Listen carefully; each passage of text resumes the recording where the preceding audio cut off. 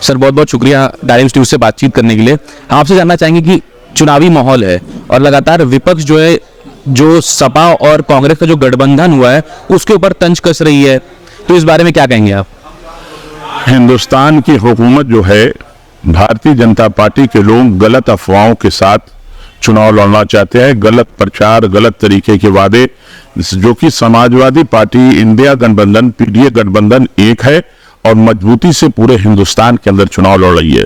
हम समाजवादी पीडीए कांग्रेस गठबंधन उत्तर प्रदेश के अंदर एक बहुत बड़ा परिणाम देंगे और मुल्क के अंदर जो ये चुनाव हो रहा है, एक तरफ संविधान हटाने वाले लोग हैं और एक तरफ संविधान बचाने वाले लोग हैं। एक तरफ मोहब्बत की बात करने वाले लोग हैं, एक तरफ नफरत की बात करने वाले हैं। जहां काशी से देश के प्रधानमंत्री चुनाव लड़ रहे हैं, यकीनन काशी एक ऐसी जगह है जहां गंगा की रवानी, गंगा की मौजें पूरे दुनिया के अंदर मोहब्बत का पैगाम देती है। जहां पे सूरज की किरणें गंगा के ऊपर गिरती है, पूरे दुनिया के लोग उस खूबसूरत माहौल को देखने के लिए आते हैं। यकीनन बनारस की बाबा विश्वनाथ की घंटे की आवाज जहां मोहब्बत का पैगाम देती है, जहां ज्ञानवापी मस्जिद से निकलने वाली आजान इंसानियत और भाईचारे का पैगाम देती है। ये काशी वो सरजमीन है जहां राजा हरिश्चंद्र ने अपनी ईमानदारी के नाम पर बिक जाने का काम किया, लेकिन अपने जमीर को बेचने का काम नहीं किया। ये घाट एक ऐसा घाट है जहां पर एक कोने पर बैठकर हिंदू भाई स्नान करता है तो दूसरे कोने पर बैठकर गंगा के किनारे मुसलमान भाई वजू करता है। हम ऐसी काशी से प्यार और मोहब्बत की गंगा बहाकर हम प्यार के नाम पर चुनाव लड़ना चाहते हैं, हम विकास के नाम पर चुनाव लड़ना चाहते हैं, हम नौजवानों के हाथ में रोजगार देने के लिए चुनाव लड़ना चाहते हैं। तमाम तरीके की जो समस्याएं हैं पूरे देश के अंदर, नौजवानों के, अधिवक्ताओं की, बनारस के अंदर यहां पे न्यायपालिका को हटाने की जो बात कर रहे हैं, बनारस के अंदर काफी जगह है जो शहर के अंदर ही न्यायपालिका बन सकती है। बगल में बनारस क्लब है, उसको हटा के वहां पर भी बनाया जा सकता है। लेकिन तमाम तरीके की चीजें हैं, लेकिन देश के प्रधानमंत्री जी उस पर नहीं बोल रहे हैं। सवाल वो हिंदू और मुसलमान पर, मंदिर और मस्जिद पर बोल रहे हैं। वो तमाम तरीके की बातों, मुद्दों पे वो नहीं आना चाहते, मुद्दों से हट के वो चुनाव लड़ना चाहते हैं। इस पे चुनाव आयोग को संज्ञान में लेना चाहिए और संज्ञान में लेकर भारतीय जनता पार्टी के नेताओं के खिलाफ सख्त से सख्त कार्रवाई होनी चाहिए। आपने अभी इलेक्शन कमीशन का नाम लिया, अभी कुछ समय पहले खड़गे जी ने भी ये कहा कि इलेक्शन कमीशन जो है कहीं ना कहीं उनकी जो बात है या इंडिया अलायंस की जो बात है उनको नहीं सुन रहा है, उस पर कोई कार्रवाई नहीं हो रही है। तो इस नजरिए से अगर देखा जाए तो क्या लगता है, क्या ईसी कहीं ना कहीं, जैसा प्रशांत किशोर ने कहा था कि एक एक्सटेंडेड विंग बन के रह गई है भाजपा की? देखिए, देश की जो भी है न्यायपालिका, सीबीआई, ईडी और तमाम चीजें, चाहे वो चुनाव आयोग हो, चाहे प्रशासनिक हो, इस तरीके के लोगों ने काट कर उल्लू बना दिया है। मुल्क की जो स्वतंत्रता है, जो आजादी है, जो संविधान के अंदर, लोकतंत्र के अंदर, जमहूरियत के अंदर जो इस आजादी दी गई है, जीने का अधिकार दिया गया है, उस अधिकार को ये सरकार छीनना चाहती है। नौजवानों को हाथ में काम न देकर उनको मंदिर और मस्जिद के नाम पर उलझाए रखना चाहती है। आप देख लीजिए, एक सवाल ये है, हिंदुस्तान के नौजवानों को 4 साल की जो योजना अग्निपथ में देकर उनको फिर 4 साल बाद रिटायर करके उनको सड़कों पर भेजा जा रहा है। ये कैसा कानून है जो लोग अपनी जान की कुर्बानी देने के लिए, हमारे जैसे लोगों को सरहद पे खड़े होकर हिफाजत करने वाले लोगों को 4 साल बाद रिटायरमेंट कर रहे हैं। ये हुकूमत की सबसे बड़ा धोखा नौजवानों को देने का काम कर रही है। 2 साल के अंदर आपने, 10 साल के अंदर आपने 5 साल 7 साल उत्तर डबल इंजन की सरकार रही है और बनारस के अंदर ट्रिपल इंजन की सरकार रही है। नगर निगम भी उन्हीं के पास, उत्तर प्रदेश भी उन्हीं के पास, देश भी उन्हीं के पास। लेकिन आप गांव और शहरों के किनारे इलाकों में चले जाइए, ना साफ सफाई आपको मिलेगी। गंगा के अंदर नाले उसी तरीके से गिर रहे हैं, ना कहीं टीपी की व्यवस्था की गई है, ना किसी भी तरीके से। सिर्फ गंगा पुत्र बनके गंगा को भी धोखा देने का काम कर रहे हैं। हम गंगा को मोहब्बत की गंगा बहाना चाहते हैं, नफरत की गंगा नहीं बहाना चाहते हैं।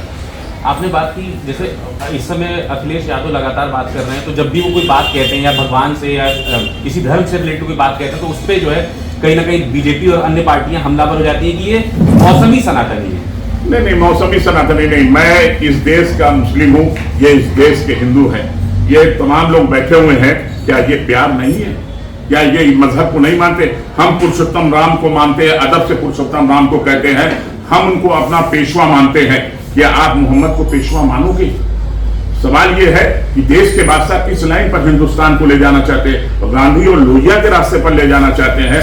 जयप्रकाश नारायण मौलाना आजाद के रास्ते पर ले जाना चाहते हैं, कि डॉक्टर अंबेडकर के रास्ते पर ले जाना चाहते हैं, कि नाथूराम गोडसे और सावरकर के रास्ते पे हिंदुस्तान को ले जाना चाहते हैं। ये दो रास्ते अगर होंगे तो यकीनन गांधी के रास्ते पे ही मुल्क कामयाब होगा, और कामयाब हुआ है। गांधी ने एक डंडे से पूरे देश को आजाद किया है, एक लुंगी एक गमछा पहन के पूरे मुल्क के अंदर लोकतंत्र को जिंदा किया है और आजादी दिलाई है, कि आज हम खुली आबो हवा में पूरे मुल्क के लोग, ये जो हिंदुस्तान का गुलदस्ता है, ये खूबसूरत गुलदस्ता है, इसमें हर मजहब, हर मिल्लत, हर तरीके के लोग इस हिंदुस्तान के गुलदस्ते में रहना चाहते हैं। हम कांटे नहीं बनाना चाहते, हम फूलों के साथ, खुशबू के साथ इस हिंदुस्तान को अच्छा हिंदुस्तान बनाना चाहते हैं, जो विकास के रास्ते का हिंदुस्तान हो, जो मोहब्बत के रास्ते का हिंदुस्तान हो, जो नौजवानों के हाथों में काम का हिंदुस्तान हो, जो किसानों के सवाल का हिंदुस्तान हो, जो बुनकरों को सवाल का हिंदुस्तान हो। हम उस रास्ते का हिंदुस्तान बनाना चाह रहे हैं, और वही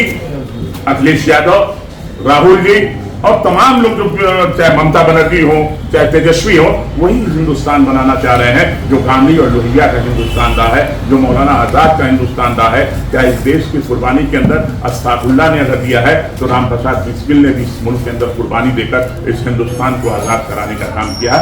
सबकी जरूरत रही है। आप उठाओ इतिहास, तवारीख को उठाओ, दिल्ली से लेकर लाहौर तक जितने भी हरे पेड़ थे, हर हरे पेड़ के ऊपर उलमाओं को कत्ल करके टांग दिया गया था, उनको शहीद करके टांग दिया गया था। हिंदुस्तान के अंदर जब जरूरत मुसलमानों की पड़ी है, उन्होंने सीने के ऊपर गोली खाई है, किसी ने पीठ के ऊपर गोली नहीं खाई है, और हम पीठ दिखाकर पीछे भागने वाले नहीं है। मुल्क को जब जरूरत पड़ेगी हमारे खून की, तो हम मोहब्बत के लिए, प्यार के लिए अपना खून बहा देने का काम करेंगे। आवाम का कहीं पसीना बहा तो हम समाजवादी पार्टी के लोग, इंडिया गठबंधन के लोग, पीडीए गठबंधन के लोग, समाजवादी और कांग्रेस के लोगों के साथ मिलकर हिंदुस्तान के अंदर एक मोहब्बत का पैगाम देने जा रहे हैं। और ये चुनाव मोहब्बत का होगा, ये चुनाव नफरत का नहीं, बल्कि विकास के रास्ते का चुनाव होगा। हम विकास के रास्ते पर सवाल करना चाहते हैं। हम मंदिर और मस्जिद के सवाल पर बहस करके वोट नहीं मांगना चाहते। हम हर मुद्दों पे किसान के सवाल पर वोट मांगना चाहते हैं। हम नौजवानों के हाथ के रोजगार मांगना चाहते हैं। हम महिलाओं की सुरक्षा के सवाल पर वोट मांगना चाह रहे हैं। हम महंगाई के खिलाफ वोट मांग रहे हैं। हम हर चीज को मुद्दे के सवाल पर आना चाहते हैं। वो हिंदू और मुसलमान और मस्जिद और मंदिर के सवाल पर वोट मांग रहे हैं। हम उस सवालों पर वोट नहीं मांगेंगे। हम जब भी वोट मांगेंगे, हम नौजवानों को काम रोजगार के, उनके हाथों में कलम मिलना चाहिए। हम बेरोजगार लोगों के सवाल पर वोट मांगेंगे। हम किसान के सवाल पर कि उनकी जीडीपी जो है, उनके जो मूल्य हो किसानों का, वो मूल्य मिले, हम इसके सवाल पर वोट मांगना चाहते हैं। मेरा आखिरी सवाल आपसे ये होगा कि जैसे आपने कहा कि जितनी बातें आपने कही कि जो मुद्दे हैं, अहम मुद्दे हैं, भाजपा उनसे बेफर बात कर रही है, और भाजपा जब भी बात करती है वो कहीं ना कहीं धर्म को बीच में ले आती है। जैसे आज मोदी जी ने रैली की, वहां पे कहीं ना कहीं धर्म का जिक्र आया, या इस समय आप देख रहे थे कंगना रनौत जिस तरह से अपनी पार्टी का प्रचार कर रही है, वो कहीं ना कहीं जो हायर कमांड है कांग्रेस की, उनको गलत शब्दों का प्रयोग कर रही है। तो इस तरह की जो चीजें हो रही है, कि इस तरह से जो आप लोग जो जमीनी नेता हैं, जो पार्टियों के साथ जुड़े हुए हैं, इंडिया लाइन के साथ मजबूती से खड़े हैं, आप लोग ऐसी चीजों पर क्या जवाब देंगे? हमारे नेता, हमारा कार्यकर्ता होशियार है। हिंदुस्तान को ये बरगला चुके हैं, नफरत के माहौल में डाल चुके हैं।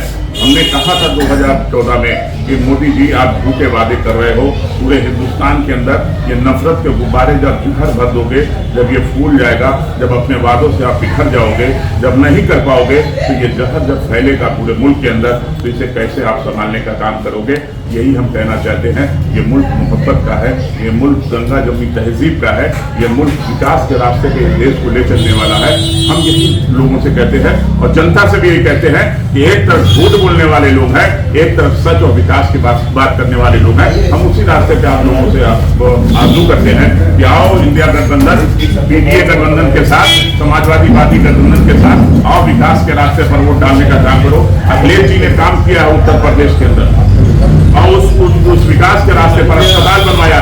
आप एक छोटा सा अस्पताल आप जौनपुर के अंदर देख लीजिए। जौनपुर के अंदर जो अखिलेश जी ने पैसा दिया था, उसके बाद 1 रुपए भी भारतीय जनता पार्टी की सरकार ने देने का काम नहीं किया, और झूठ के नाम पर वो वोट लेने का काम करते हैं। हम विकास और सच्चाई के रास्ते पे, मोहब्बत और प्यार के रास्ते पर हम वोट मांगना चाहते हैं।